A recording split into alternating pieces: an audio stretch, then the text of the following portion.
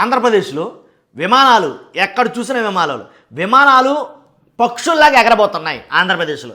దాంట్లో ఎలాంటి డౌట్ లేదు. కాబట్టి ఆంధ్రప్రదేశ్లో ఎగిరే ఈ విమానాల పక్షుల్లో తెలుసుకోవడం మీకు చాలా కష్టం ఉంది. ఎందుకంటే అక్కడ ఎక్కడ కాదు ఎంకన ఆంధ్రప్రదేశ్లో 7 చోట్ల విమానాశ్రయాలు అయితే కనుక రాబోతున్నాయి. 7 చోట్ల అంటే మామూలుగా 1-2 విమానాశ్రయాలు ఉంటేనే ఫ్లై అని వెళ్తూ ఉంటాయి విమానాలు. అలాంటిది 7 చోట్ల రాష్ట్రంలో 7 విమానాశ్రయాలు రాబోతున్నాయంటే మామూలు కాదుగా. విమానాలు ఎయిర్ బస్సులు, విమానాలు కిందనే నడిచే బస్సుల్లాగా అయితే తిరగబోతున్నాయి. ఆటోల్లాగా పైన విమానాలు ఎగురుతాయి. దాంట్లో ఎలాంటి డౌట్ లేదు. ఈ కళ కాదండి, నిజమే. ఇది ఖచ్చితంగా చంద్రబాబు నాయుడు గారి హయాంలో అయితే కనుక జరగబోతుంది. 7 విమానాశ్రయాలు ఆంధ్రప్రదేశ్కి రాబోతున్నాయంటే ఎన్ని విమానాలు ఎగురుతాయో, ఎన్నెన్ని ఉంటాయో మీరు చూసుకోవచ్చు. ఒక్కసారి ఆలోచించుకుంటే, అలాగే ఇమాజిన్ చేసుకుంటే కనుక అన్ని విమానాలు ఒకేసారి పైన ఎగురుతూ ఉంటాయి. 7 చోట్ల పైగాను, 1-2 కాదు. కాబట్టి నా భూతో నా భవిష్యత్ అన్నట్టుగా ఉండబోతుంది. ఆకాశంలో చక్కెరలు కొడుతున్న విమానాలు చూసి కింద పిల్లలు చప్పట్లు కొట్టాలి. ఎందుకంటే ఇంతకు ముందు ఆంధ్రప్రదేశ్లో విమానం వెళ్తే చాలా చోట్ల నుంచి కూడా ఇప్పటికీ ఇలా పైకెత్తి చూస్తూ ఉంటారు తలకాయలు. అంటే విమానం కదా, కొంచెం కొత్తే కదా. హైదరాబాద్ పరిసర ప్రాంతాల్లో ఉండే వాళ్ళకి పెద్ద కొత్త ఏం కాదు. ఎందుకని ఎయిర్పోర్ట్ పక్కనే ఉంది కాబట్టి హైదరాబాద్లో పక్కనే ఉండే వాళ్ళకి అసమానం ఇవి అని దిగుతూ ఉంటాయి కాబట్టి వాళ్ళకి కొత్త అనిపించకపోవచ్చు. కానీ ఆంధ్రప్రదేశ్లో కొత్త నన్ను అడిగితే, నా బోటోడికి అయితే మరీ కొత్త. విమానం వెళ్తా ఉంటే పైకెత్తి తలెత్తి చూస్తూ ఉంటాం, ఎందుకంటే ఎప్పుడో ఒకసారి కనబడుతుంది కాబట్టి. కానీ ఇక్కడ నుంచి అలా కాదు.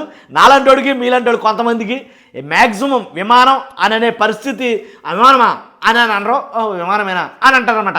కాబట్టి ఆ పరిస్థితి ఏర్పడబోతుంది. ఎందుకంటే 1, 2, 3, 4, 5, 6, 7 చోట్ల విమానాశ్రయాలు రాబోతున్నాయి. ఎక్కడెక్కడ ఒకసారి చెప్తాను. ఆల్రెడీ ఏంటంటే కుప్పంలో ఒక విమానాశ్రయం రాబోతుంది.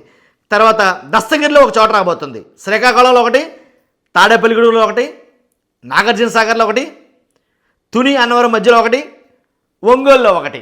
కాబట్టి ఇట్లా అన్ని చోట్ల కూడా విమానాశ్రయాలు వచ్చేతే విమానాలు మన పక్కనే ఉన్నట్టే కదా. కాబట్టి ఆటోలు మాదిరిగా విమానాలు తిరగబోతున్నాయి ఆకాశంలో. ఇది క్లారిటీ, క్లియర్గా చెప్తున్నాను, దాంట్లో ఎలాంటి డౌట్ లేదు. కాబట్టి విమానాన్ని చూస్తే ఆశ్చర్యపోవడం, విమానాన్ని చూస్తే తలెత్తి చూడటం ఆ రోజులు పోయాయి ఇంకా. కాబట్టి విమానం పక్క నుంచి వెళ్ళిపోతే పట్టించుకొని రోజులు రాబోతున్నాయి ఈ 5 ఏళ్లలో. కాబట్టి విమానాలంటే ఆశ్చర్యం లేదు. ఇక విమానాలంటే విమానాలేనా అనే పరిస్థితికి అయితే రాబోతున్నాయి. కాబట్టి నిజంగా చెప్పడం నాకే చాలా హ్యాపీగా ఉంది విషయాన్ని. కాబట్టి 7 చోట్ల రాష్ట్రంలో విమానాశ్రయాలు రాబోతున్నాయి. మీకు తెలుసో లేదు తెలియదని చెప్తున్నాను. కాబట్టి మర్చిపోద్దు విమానాల గురించి, 7 చోట్ల రాబోయే విమానాశ్రయాల గురించి, ఆటోలాగా తిరగబోయే విమానాల గురించి మీ అభిప్రాయం అంటే ఖచ్చితంగా కామెంట్ రూపంలో తెలియజేయండి. ఎందుకంటే అభివృద్ధి అంటే ఎలా ఉండాలి అన్నట్టుగా 7 చోట్ల 7 విమానాశ్రయాలు వస్తే కనుక ఆటోమేటిక్గా విమానయాన రంగం ఎంత బాగా డెవలప్ అవుతుందో అర్థం చేసుకోవచ్చు. అంతేకాదు 7 చోట్ల విమానాశ్రయాలు రావడం ద్వారా చాలా ఇంప్రూవ్మెంట్ అయితే కనుక రాష్ట్రానికి ఆర్థికంగా చాలా ప్రగతి అనేది ఏర్పడుతుంది. అలాగే అభివృద్ధి అనేది కూడా జరుగుతుంది అనేది చాలామంది నిపుణులు మాట్లాడుతున్నమాట. మన మాట కూడా అదే. ఓకే, చూస్తున్నాం మీరు అందరూ కూడా 100% ఫస్ట్ అయితే లైక్ చేయండి. లైక్ చేస్తారా?